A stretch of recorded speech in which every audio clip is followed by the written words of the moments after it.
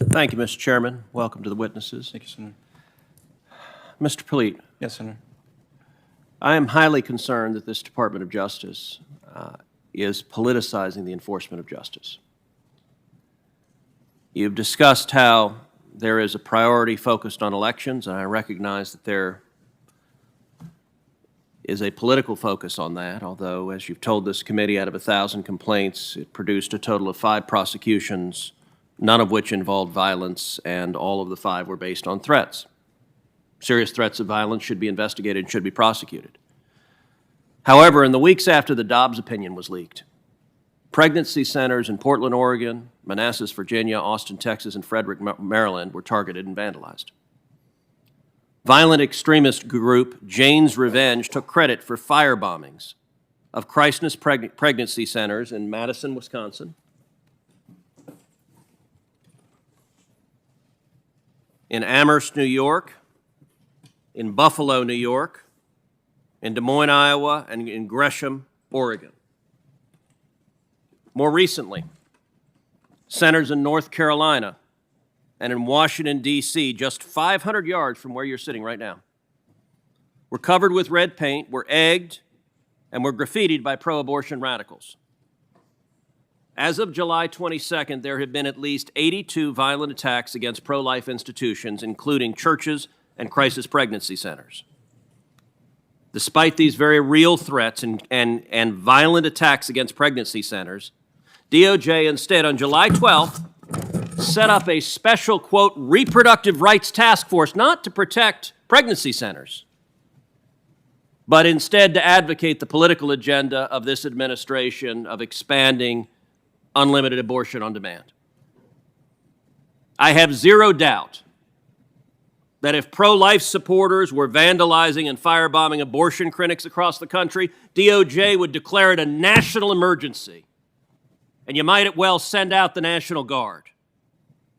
But because your politics and the politics of the agency you work with happen to agree with the vandals, there has been no task force, there has been no priority. Why is that? Senator, respectfully, I believe we agree that politics cannot and should not play any role in the investigative and prosecutorial decisions of the Department of Justice. We take very seriously any incidents of violence that occur within this country. I can tell you that those incidents that you're reflecting upon, if they are ultimately being considered by the Department of Justice, they will be taken. Hold on a second. If they're being considered, you don't know sitting here today if they're being considered? Senator, a number of these incidents are priorities in the focus not just of the criminal division, but of the civil division as well as our civil rights division. Is there a task force? Senator, it doesn't take a task force for us to have a prioritization of combating violence across this country. Have any cases been brought?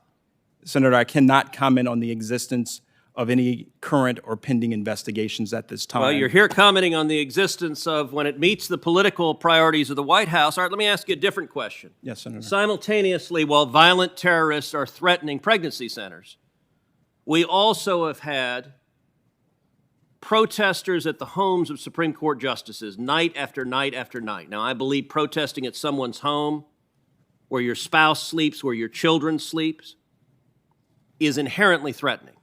It is designed to be threatening. And we know the violent rhetoric with the encouragement of Democratic members of Congress resulted in at least one deranged individual traveling from California to Maryland to attempt to murder Justice Kavanaugh. Now, as it so happens, Congress has addressed this issue. It's passed 18 U.S.C. Section 1507, making it a crime to protest at the home of a Supreme Court justice while a case is pending. Night after night after night, these protesters committed federal crimes on national television. Why has the Department of Justice refused to enforce 18 U.S.C. Section 1507? Senator, very recently, the U.S. Attorney's Office in Maryland, in fact, has prosecuted a defendant for unlawful conduct in front of the home of one of our Supreme Court justices. So one person? To date, there has been one prosecution. And what about the hundreds of others? all of whom have violated the law. On the face of it, it's not complicated. The law is very clear. Why does the Department of Justice pick and choose which laws to enforce, which criminal laws to enforce, and why does it seem to exactly follow the pattern of the partisan preferences of the Biden White House? Again, Senator, politics should play and does not play any role in our prosecutorial decisions. What I will also add is that our Attorney General has increased the U.S. Marshal Service's resources But that why are brought has there to bear been to only one protect our Supreme prosecution Court's under Section justices. 1507? Why have there not been any others? Senator, Does the department believe the law is unconstitutional? And if not, why are you refusing to enforce it? respectfully, Senator, I disagree that we've chosen not to enforce it. Again, there's been one prosecution of a Out of defendant. hundreds. What about the rest of the hundreds?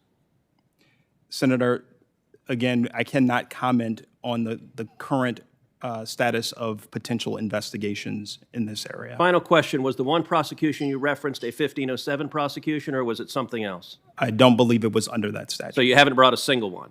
Again, I believe the conduct itself was the focus of the prosecution that you're Well, raising. I think you need to follow the law.